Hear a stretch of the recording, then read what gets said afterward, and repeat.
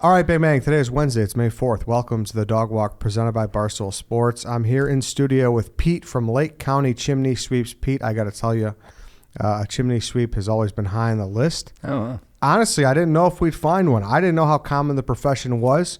However, I'm happy your son reached out. I'm happy you're here today. There we go. Look at that. Chimney sweep business. It's booming. Look at that. I just say that I didn't even know how prevalent they were. And this, it's a new phone. I can't figure out how to turn it down. Is it? There you go. I think that might work. No? Yeah, good enough. It's all good. You got two phones, too. Yeah. One's like the personal, one business. Oh, all right. Chimney sweep burner. Yeah. All right, Pete. So like I said, we've been looking to have one for a while, so thanks for coming in. Oh, thanks for having me. I'm excited. How did you become a chimney sweep?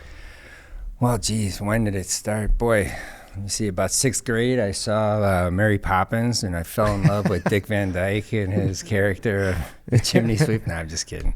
Nobody gets into chimney sweeping by choice. It's kind of like a path that you kind of, you follow. I follow the paths of the universe.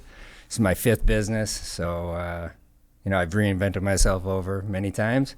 But it just happened to be where I knew somebody that got me into a larger chimney sweep company, and I learned the business there. And I was on the supply side and started learning that the best way to increase sales on the supply side was to go out and actually start learning the business and training chimney sweeps how to run their business. And so I traveled all over the United States, learning the business, talking to chimney sweeps, and ergo, they buy more from me.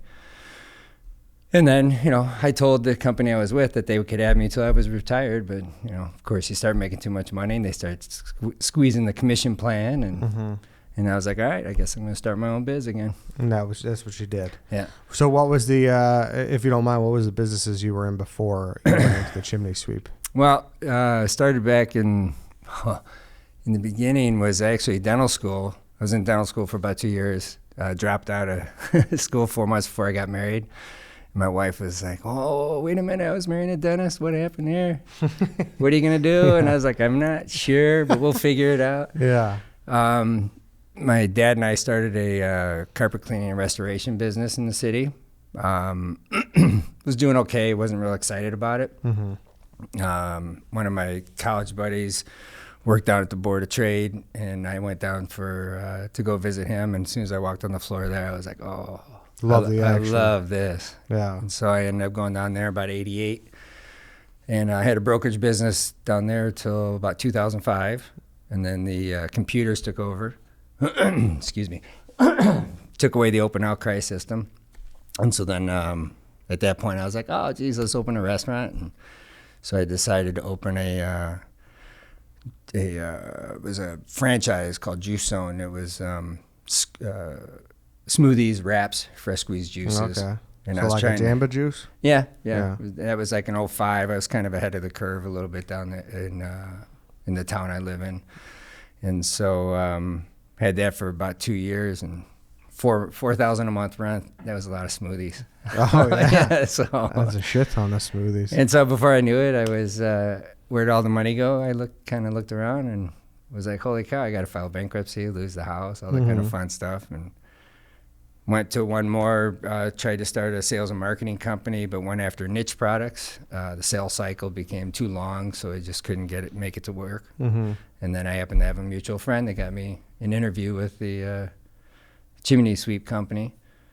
And the first words out of his mouth when I came in, he goes, how old are you? I was like, oh, wow, we're starting off illegal already?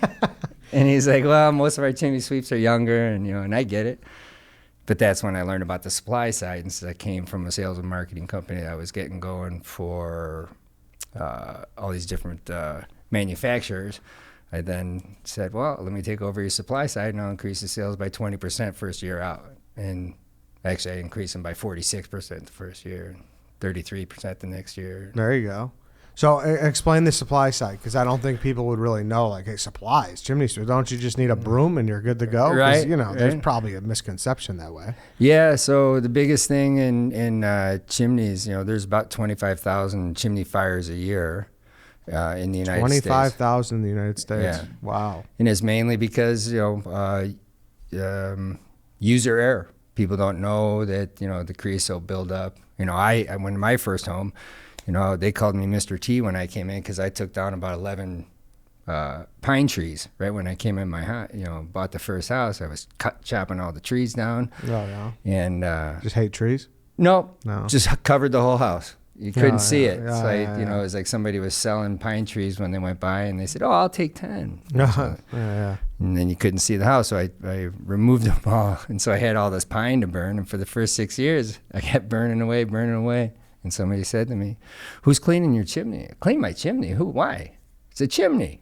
Yeah, you get that buildup in there, and that's what happens. So when you burn your wood, depending on how well it's cured, you want cured, dry, hardwoods are the best stuff.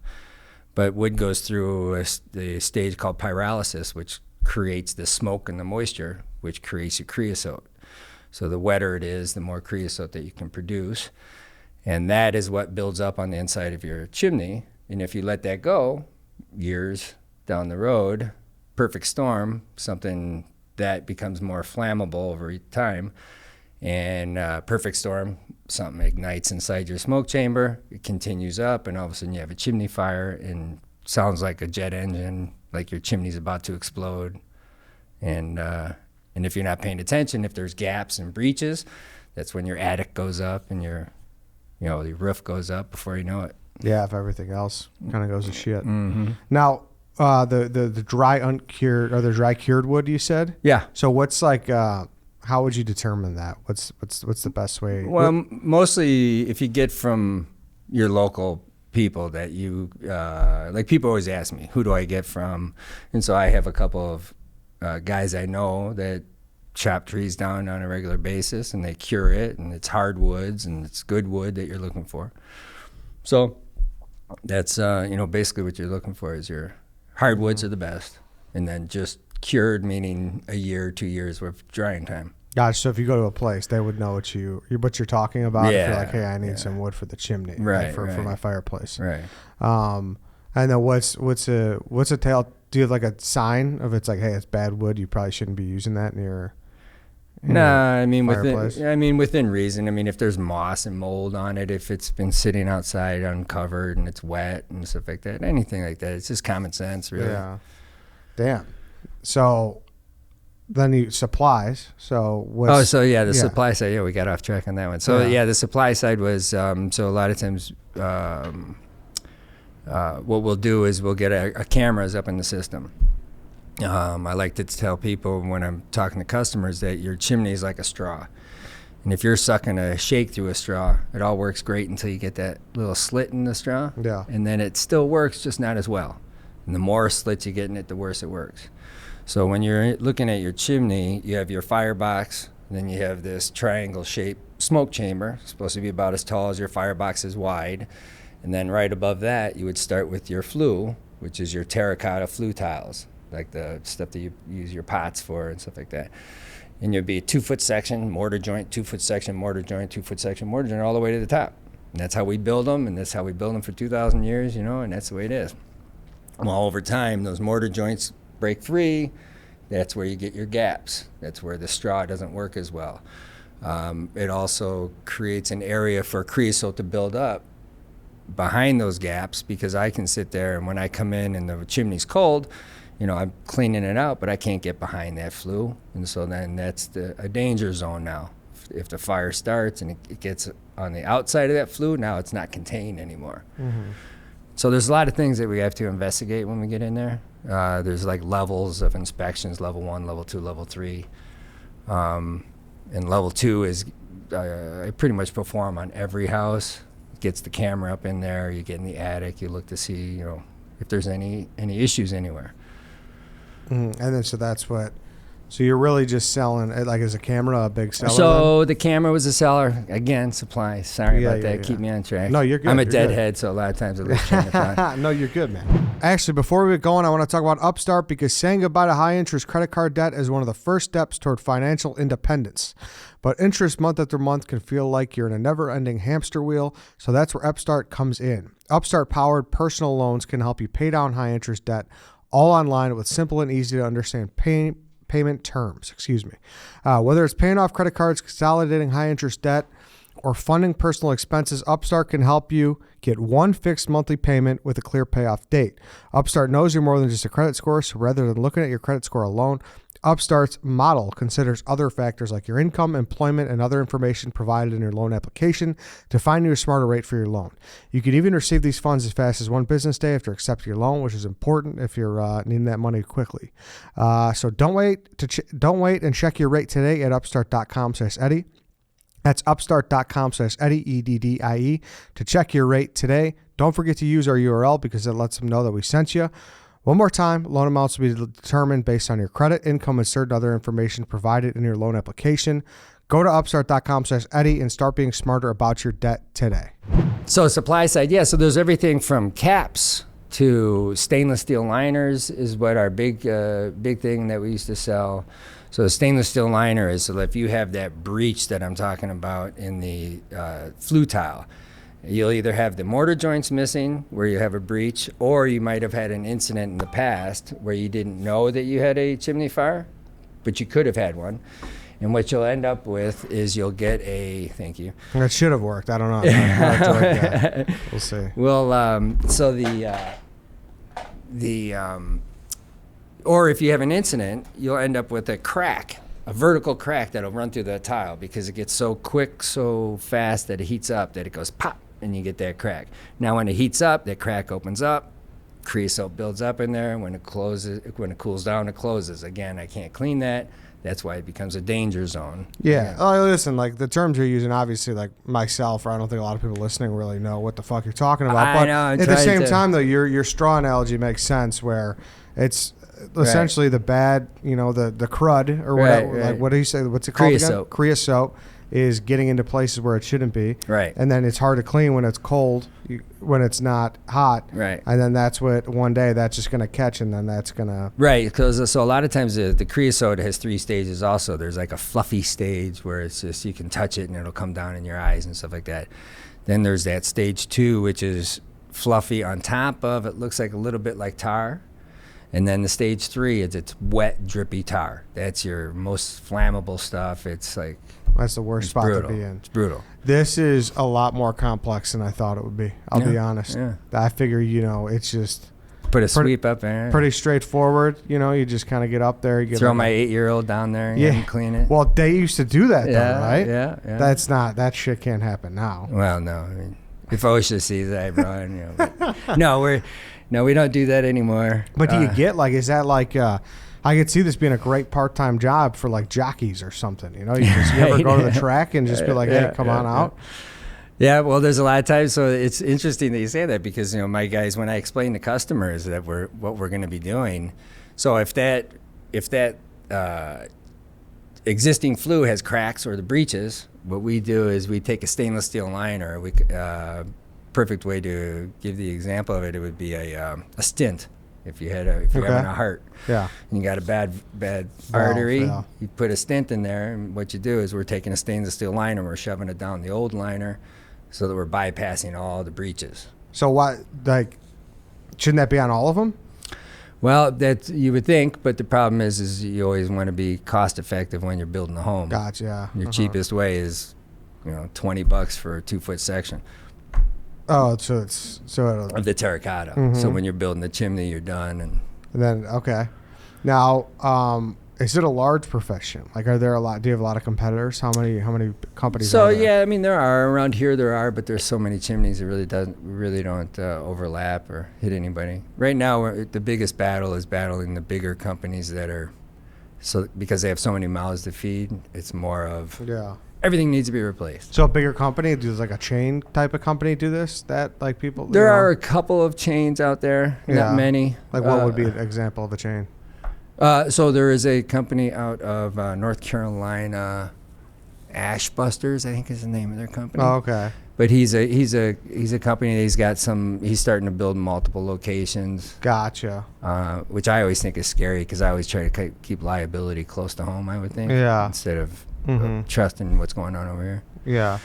But he's got, 25, 30 trucks or something around the country kind of thing going. Gotcha. I wasn't sure if there was like a thing where like fucking ABT or something has like a group of guys. You right. know what I mean? Well, like, and that's the problem. Yeah. You know, ABT, everybody knows about it. Yeah. And everybody knows about the bigger companies that I have to deal with. And or so like they fucking assume they Menards. know what they're talking about, and it's everything needs to be replaced. Yeah. You know, and then you get a second opinion. You're like, well, no. So so you're not, I assume now at this point, you're not doing much of that anymore, right? Are you still in the guts of it, or are you kind of just like running the show since it's your company? Oh no, I'm up on top of the chimney every day, and I'll be. Right now, my guys are tile breaking. They're taking out the old liner. Sometimes you can't fit a new stainless steel liner down, so you have to take out the old one. It's basically standing on top of a chimney with a big old chain with a ball at the end of it, attached to your drill, and it just slaps around in there, and everything comes tumbling down. Damn. So. Is your face just constantly dirty as hell? Oh yeah. Yeah. I always have customers. They'll sit there and be like, "Oh, do you want to use a slop sink and wash up?" And I'm like, "No, got to prove to my wife I was working today." There's really no like to your buddies or whatever. If you don't want to go out for a couple, whatever, you're just if you're not dirty, it's like you're lying. You're driving around. Yeah. That's because I asked you earlier. I was like, "Oh, were you coming off a job?" You're like, "Oh no, I'm off today." And clearly, I would fucking know if you were on the job because you'd be dirty. Oh yeah. Is it like what's the ramifications here from like having to deal with that every day? Like, is it super bad for you? Like, do you wear like a respirator? Well, There's everybody's got their MSDS, their manufacturer safety data sheet. You know that like one of the materials we use is a carcinogen. Creosote is a carcinogen. It's kind of one of those things where and that's the thing too. You'll sit there and be sweeping a chimney, and if it's drafting great, boom, everything's going up and out. But if it's not drafting great, a lot of times I can tell that there's a breach because the stuff's coming down back into me. And then I go run out to the truck, get my mask on because it's coming down. So then it's or critters. You try to look out for the animals and stuff. Sometimes you got to wear your mask for the animals. What's the weirdest animal you found, or what's the most? Well, actually, on last Friday, I got a call from a customer in my town saying that he thought a possum had climbed in and died. He's working from home, 4 feet from the fireplace. The smell is starting to get in there. And so I said, I pop on over, and I showed up, and there was the smell. I could smell it right away that there was an issue. And I said, but I don't think it's a possum.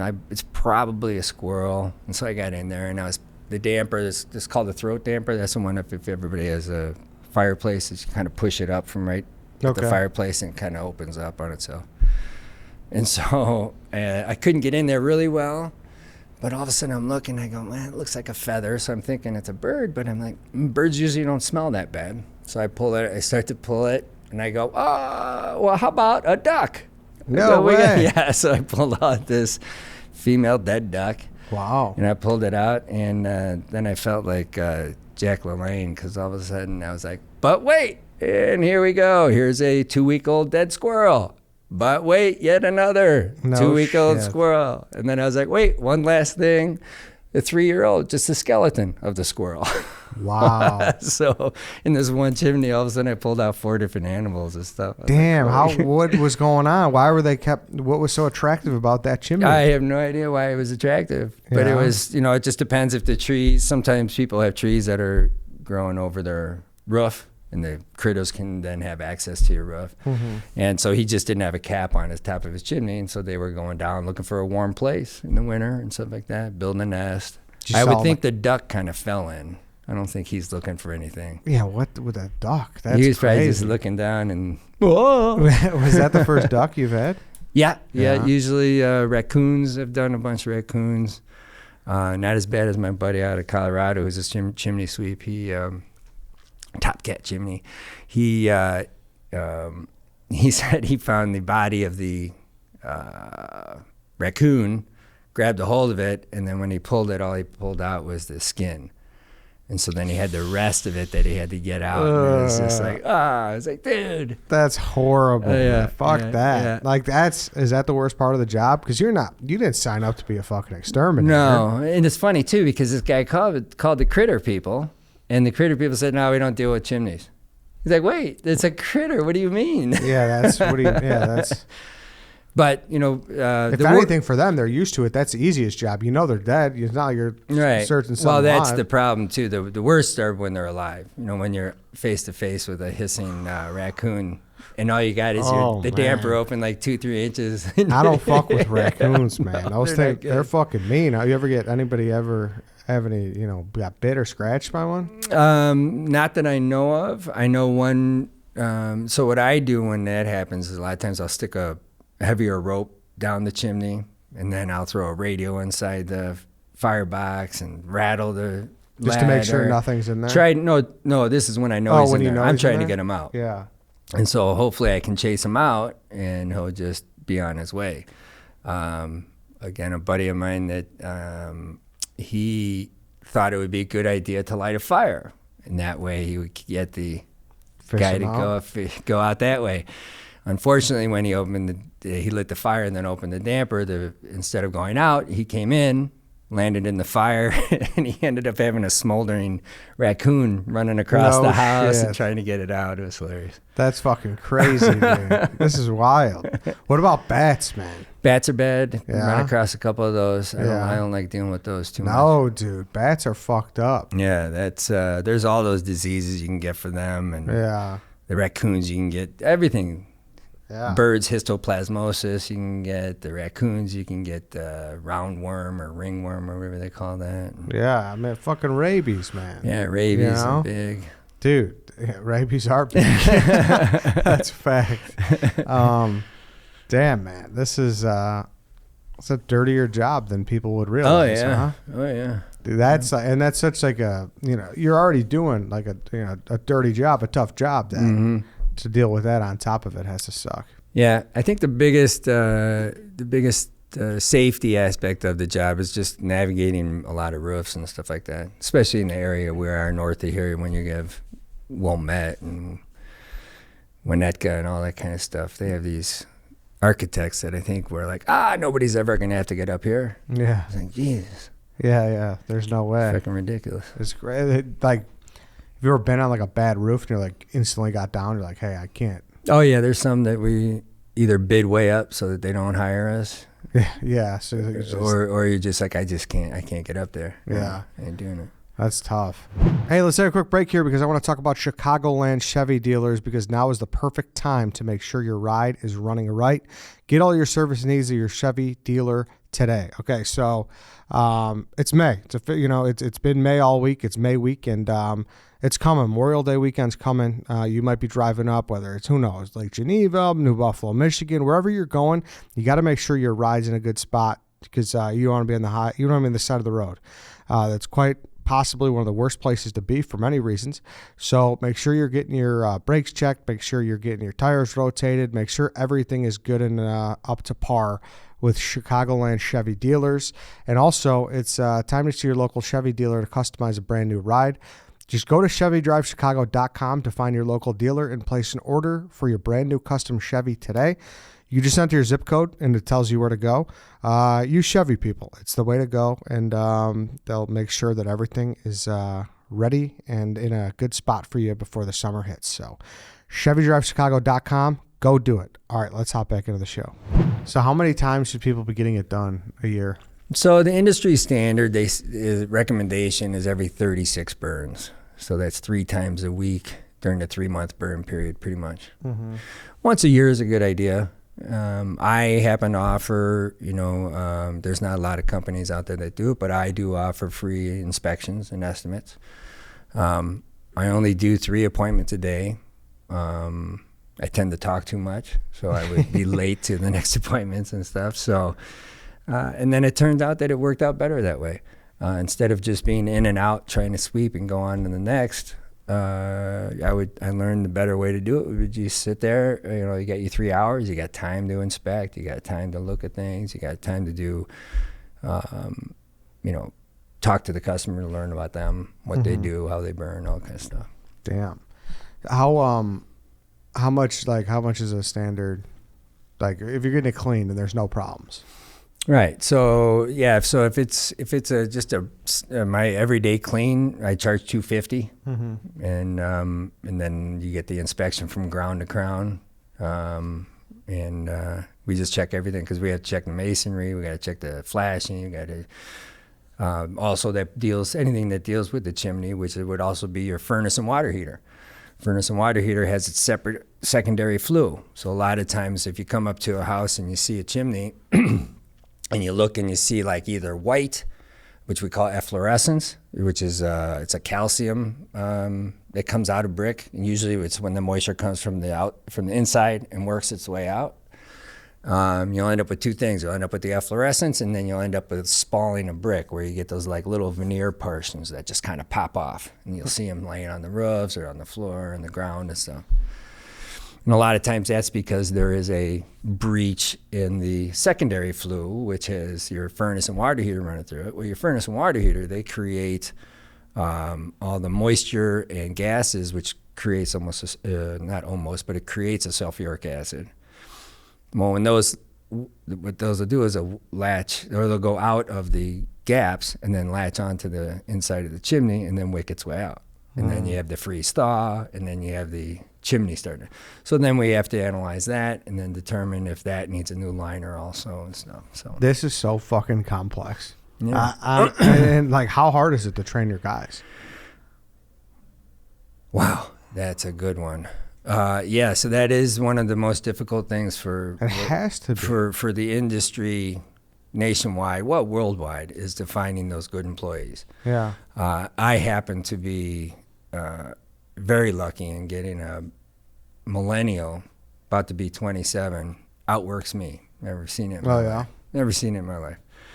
And I got the kid on salary, and he's like, we can work on Saturdays too. I'm like, no, hey, I'm good, man. I get it, but I'm old enough now. I know it's time for your family. Just relax. Trying to see Dead and Company at fucking Soldier Field. Dude. Yeah, I'm not doing it. So that's good then. But like, I just imagine like how many.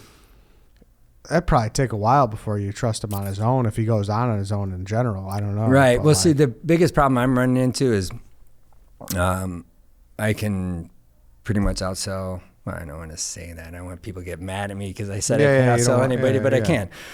I'm about 51% of my estimates that go out come in. So, I mean, that's pretty good. That is good. And so, like I said, I just try to keep my other truck busy.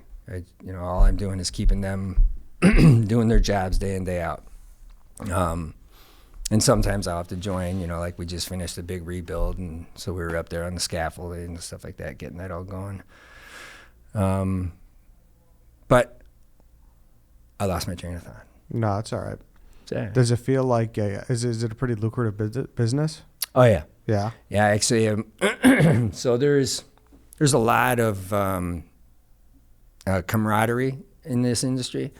Having been in the sales and marketing company, going to trade shows and stuff like that in the past for all these other different manufacturers, you always watch these guys holding their information close to their chest and stuff like that. But when you go to, we just went to Vegas for the National Chimney Sweep Guild. No way, dude. And it's the big trade show. We have one once a year, a big trade show. And the National Chimney Sweep Guild is, sorry, I'm hitting the things underneath here. It's all right. National Chimney Sweep Guild. So yeah, there was about 700 chimney sweeps at this event, and we'll have classes and we'll have certification tests. Like I'm a CCP certification, which is a certified chimney professional. Yeah. Not necessary to have a license in Illinois. Makes people feel warm and fuzzy though when you say you're certified. But again, not necessary. It's a big word, certified. Yeah. You gotta have that. You're right. What does 700 chimney sweeps do? I mean, what?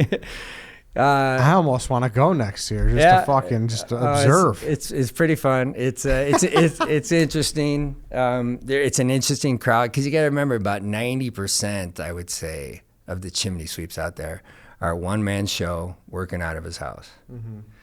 And they can, and this is why I brought this up, because I was in the supply side. I was taking a class. I had gone down to Colorado Springs to take a course on rip and replace. So you have these masonry chimneys, which is all brick, and then you have your prefab chimneys, which is your, it's all framed out and has the regular siding on it, and then it will have like a cap at the top. So that's your prefab ones.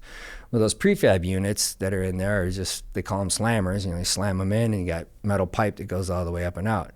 Well, we're learning now that these units are becoming like a furnace and water heater that every once in a while, every 17 to 25 years, has to be replaced. Mm-hmm. And so I took a class on this rip and replace, where we're ripping out the old box and putting in a new one. Because sometimes you have to go you can go from the backside where you rip the siding off and just pull it out of the house that way. Mm-hmm. But I said to all the sweeps when they were asking for our quick bio and stuff, and I had said, well, I used to work for this company on the supply side. And I said, by the way, you fuckers owe me a bunch of money. And they all looked at me like, why? And I go, because I come down here whining and dining you guys, and I had no idea the margins were like this big. Yeah. I go, you guys should have been taking me out. Yeah. So it's monster margins, huh? Really is, yeah. Going from having the restaurant, going from where your margins are 72 to 76%, and you're just trying to squeak out that 22 to 27% profit, is the reverse on the chimney side. Wow. Yeah. So that's great. Yeah. A lot of people listening might be trying to get into the chimney game after this. Yeah. That's huge. What's like an entry level guy? Like how much can you make entry? Is it pretty good?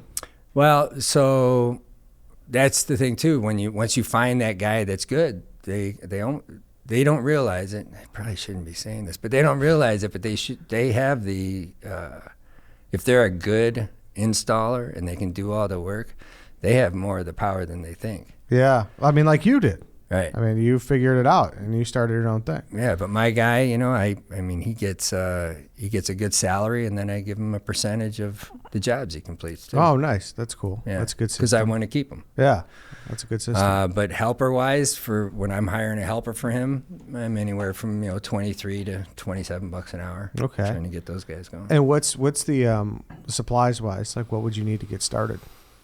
So if you're getting a truck up and started, if you outside of the truck itself, you probably got about 15 to 20 grand worth of tools and stuff that you would need. Mm-hmm. Actually, depending on how intense you want to go into it. If you want to get into masonry, you got scaffolding that you got to get trailers and stuff like that. If you want to do just sweeping, where you're just that in and out sweep, and you have yourself a camera, you can do it for pretty inexpensive. That really is. Yeah. That really is. Actually, before we get to that, what about burning other shit? What about the people who throw in their beer cases and stuff? Oh, yeah, I tell them. How much damage is that? Is that doing more? Is it not a big deal? Or No, it's not a big deal. It's just something, I always tell people, just do within reason. A lot of times I'll tell people, if they're new homeowners and they haven't used it and they have a big grate in there, I'll be like, maybe you should get a smaller grate. Smaller grate makes you think a smaller wood goes in there and you keep your controlled fires. Bigger grate, bigger wood, bigger fires. Christmas trees, let's throw them in. Yeah. So, everything's within reason. You just got to, when people, and we never say safe, I never say I'm going to make your fireplace and chimney safe. Yeah. I'm going to say we're going to bring it up to code and workable. Because anytime you have a fire inside the house, it's not safe.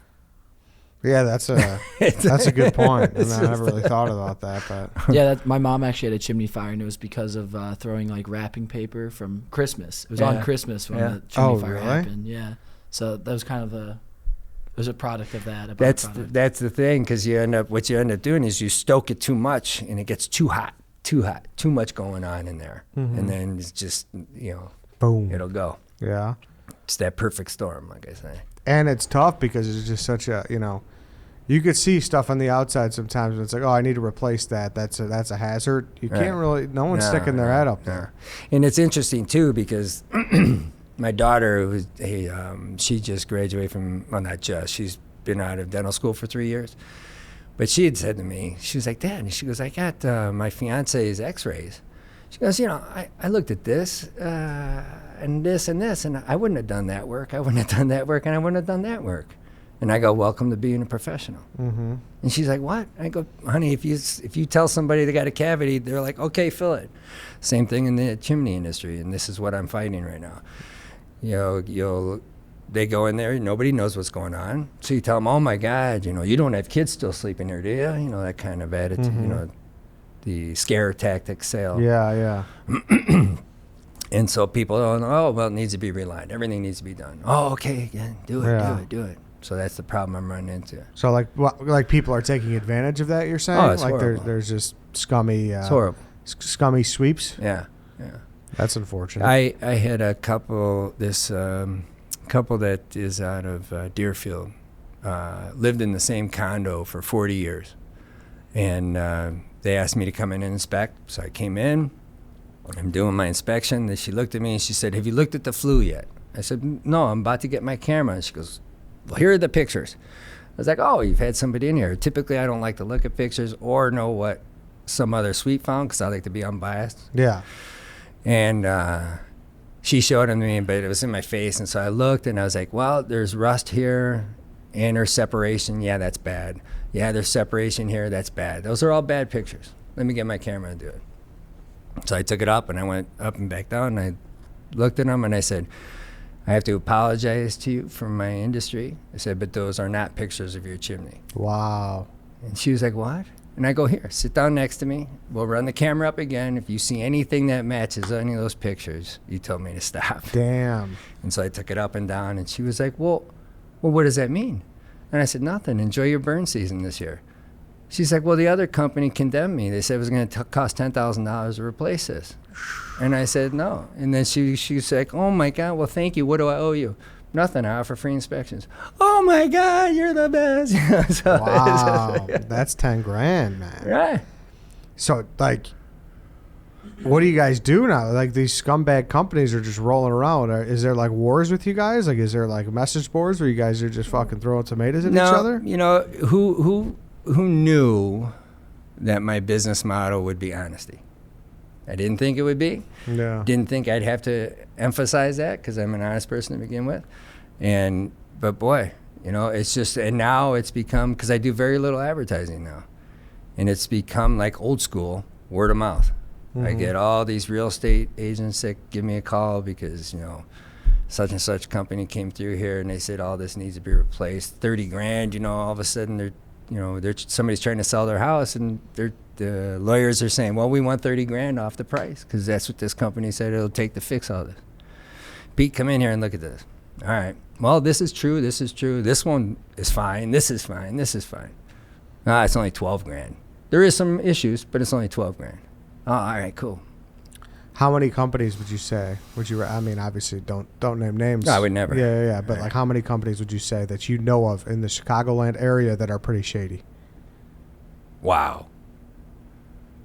I would be better off just to say that I know of a half a dozen that aren't shady, I would say. That are not shady? That aren't, only because those are the ones I know. Yeah. But in terms of what I've come across with, because there's only a couple of bigger companies that I know for a fact that there's issues. There's also like the issues, there's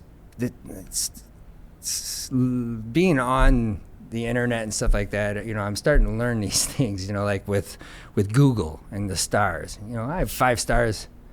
I don't have a ton of reviews because I don't ask everybody for a review. I probably should. Yeah. But I don't. But I'll see another company that is a big company and you'll see them at 3.5 stars.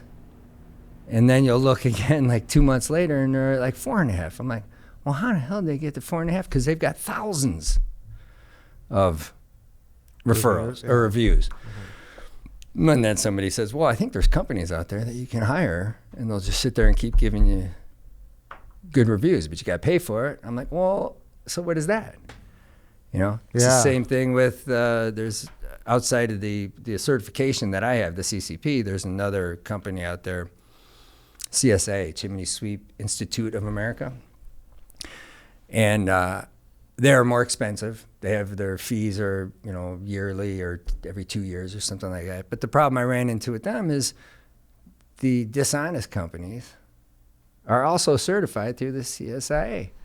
why do I want to be certified through the same company if there's no there's no watch? There's no. It's not like a UL listing where they make sure that everything's being made the same every year after year after year. Yeah, there's no restrictions and whatnot to penalize. And the reason what brought that up is I had a customer said, well, wait, they're CSA certified. You were CSA certified. How come you can have such different or disparaging, inspections?